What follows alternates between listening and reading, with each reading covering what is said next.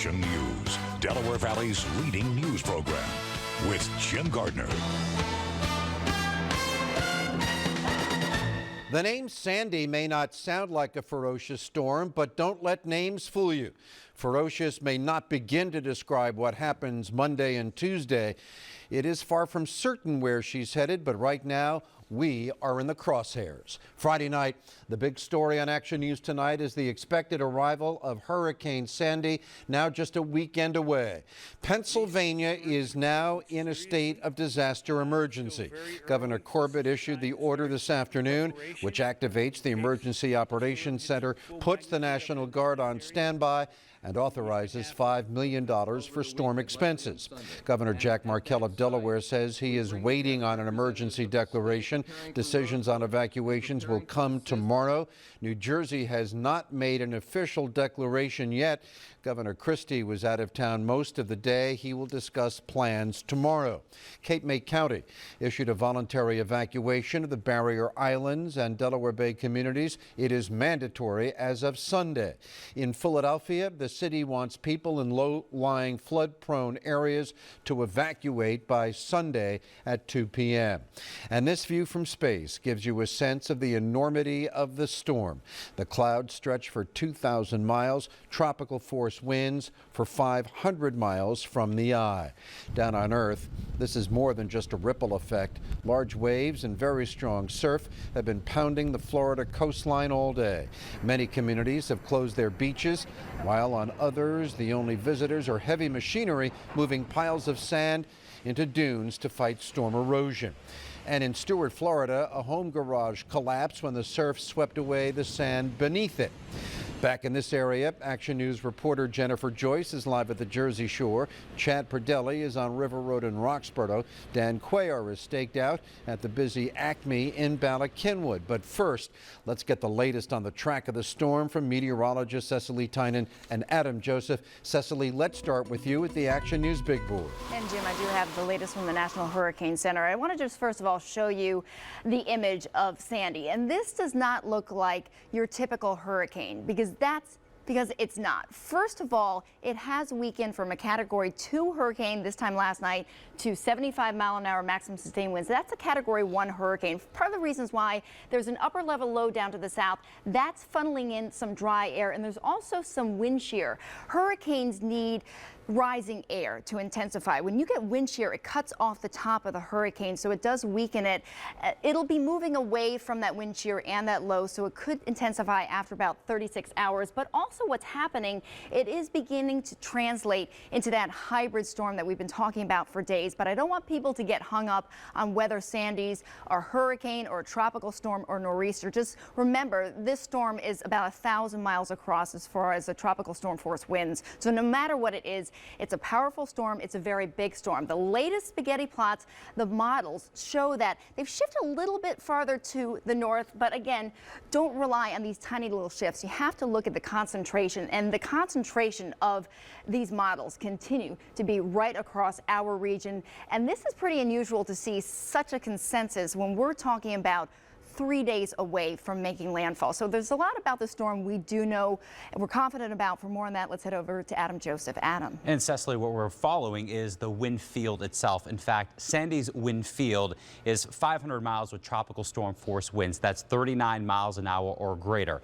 As you can see, the sustained winds, how large it becomes, it continues to grow in size as it becomes that hybrid nor'easter as it transitions, and that continues through the weekend. Sunday at 10:30 p.m., we start to see the fringes of the sustained winds of 39 miles an hour or greater. The core of the real intense winds still off the coast. But as Sandy starts to push back westward, as Cecily showed you with the spaghetti plots, by Monday 8:30 p.m. we're starting to see those very intense winds of 58 miles an hour or greater sustained, meaning that you were driving down the road 58 miles an hour. That's continuous. This is not gusts, and it will only grow in size as it continues to move inland. So what we know Monday through Tuesday, very damaging winds that will cause power outages with trees coming up, Also power lines going over, widespread inland flooding with tremendous amounts of rain, and the possibility of some severe coastal flooding. Jim Cecil will have much more on the exact wind speeds we could see across the area and what we mean by that coastal flooding in that full AccuWeather forecast. All right, Adam. Let's go live to Ocean City, New Jersey, and Action News reporter Jennifer Joyce. Jennifer, what kinds of preparations are folks there making even 2 days ahead of this storm? Well, Jim, today we saw businesses boarding up and people picking up some last-minute essentials from local stores. Getting water, getting batteries, making sure the flashlights are working. People like Brendan Wilson in Ocean City, New Jersey are preparing for Sandy's arrival. Getting everything taken care of tomorrow, getting everything, buttoned down, making sure the windows are tight. As a service volunteer, Wilson witnessed the aftermath of Hurricanes Katrina and Rita.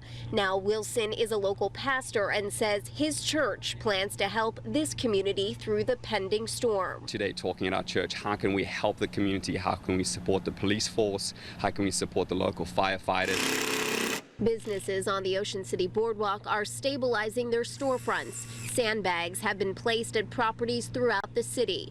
SuperStorm Sandy has proven to be a real showstopper. An opening Saturday night performance of a murder mystery at Music Pier has been indefinitely postponed. A hurricane-sized bummer for a group of middle and high school students who have spent the last 2 months working hard in rehearsals. We were affected by Irene last year. We had a show that same weekend. And 2 holiday seasons ago, we had a show, the big random snowstorm in December. So Mother Nature is not our friend in Ocean City. So because of Sandy, that show will not go on. Again, that's because Cape May County has ordered mandatory evacuations beginning 8 a.m. Sunday. Everyone must be off of the barrier islands by 9 p.m. Reporting live in Ocean City, I'm Jennifer Joyce, Channel 6 Action News. Thank you, Jennifer. Thank you very much. In Philadelphia, Mayor Michael Nutter held a news conference to urge residents to use this calm before the storm wisely. Don't wait. If you live in a flood-prone area, if your home has flooded in the past, make plans now to stay with family and friends. Those areas the mayor is talking about include, but not limited to, Delaware Avenue, along the Kelly, Lincoln, and Martin Luther King drives, near the Pennypack and other creeks, and the Cobbs Creek, Eastwood, make that Eastwick, Manayunk and Roxborough areas of the city. This map is a true worst-case scenario, but it highlights the areas of concern for storm surge flooding if a Category 1 or 2 storm struck, mostly in South and Southwest Philadelphia. There are few places in Philadelphia more prone to flooding than River Road in Roxborough, and that's where Action News reporter Chad Pradelli is live right now. Chad? Well, Jim, people who live in flood-prone areas like a River Road know the drill. If they don't, they should. These people here, they're getting ready for it, getting ready for Sandy. Along River Road and the banks of the Schuylkill tonight, the calm before the storm. But earlier, residents were bustling to move their belongings to higher ground and praying Sandy has some mercy. Well, let's hope it's not as bad as they're saying it is. Hopefully it goes out to sea. You do it too late, you don't have any time, and it's better to be prepared than not prepared. And the city is taking a similar approach. The water department was out cleaning storm drains in Manayunk, another flood-prone area, despite the warning for residents in those areas to be ready to leave home by 2 p.m. Sunday. Residents here on River Road say they'll wait it out and hope for the best. Will you stay here in the house? Yeah, we'll stay here, make sure everything's all right, because we got the tracks behind us. You can always get out if we have to. You're living on that side, then you're in trouble.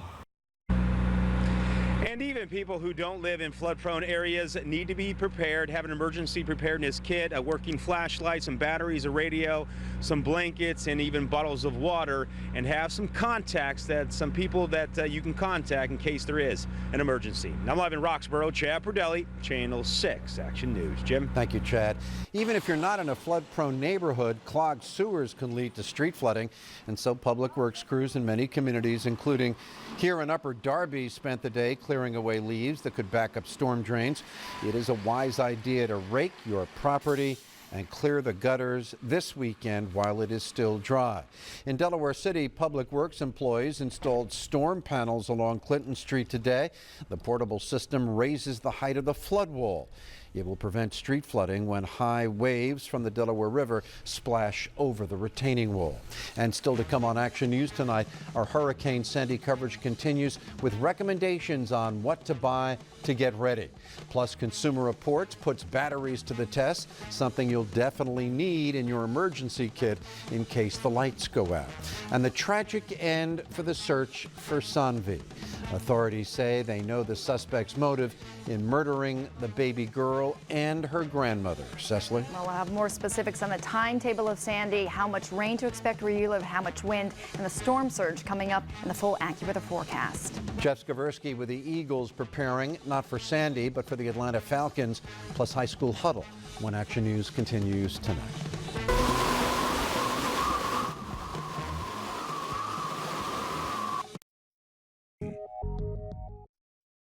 Devoting most of our attention to Hurricane Sandy, and obviously with good reason. That's right. It's very important because we want people to be prepared. Unfortunately, the bulk of the weekend will be very quiet, so no need to panic. You have all day tomorrow, most of the day on Sunday, to get ready for this storm. Storm Tracker 6 3D live showing as we scan the region with our 1,000,000 watts of power, which will be put to good use next week. No rain out there tonight, but we're already beginning to get the cloud cover in association with Sandy. This shows just what a huge storm system this is. You can see some of the high, thin cirrus clouds already beginning to advance, and then that's that trough that typically would kick a storm like this out to sea. But with this blocking high pressure up across the northeast, that trough likely will become negatively tilted. What that means, it will pull that storm into land. So the latest from the National Hurricane Center, Sandy is a Category 1 hurricane, maximum sustained wind 75 miles per hour. It's moving very slowly to the north at 7 miles per hour. It's about 400 miles east-southeast of Charleston, South Carolina,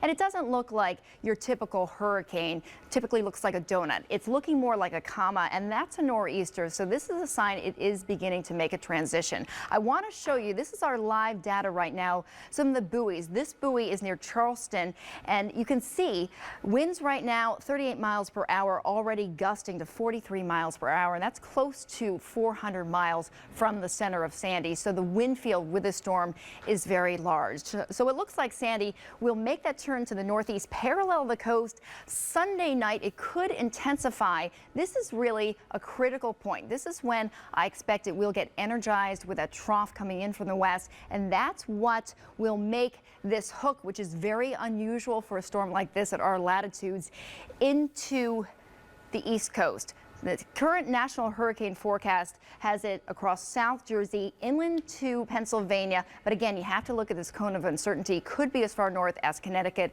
could be as far south as Virginia.